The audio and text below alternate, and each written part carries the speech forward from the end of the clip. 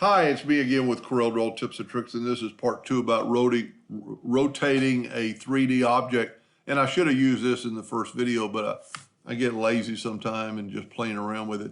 If we move the center rotation of this object, we don't have to make a copy of it. And you can see we've already got a 3D item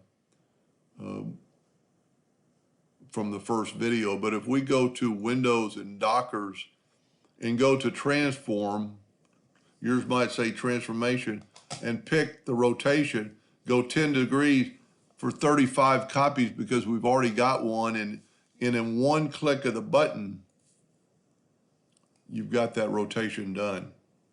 So think about using the transformation docker. See, it even says transform, but under my Windows and Dockers, it says well, it does say, yours might say transformation in older versions.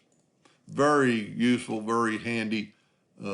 Especially on my old laptop, this would save me some headaches sometimes. Hope that helped. Thank you for watching.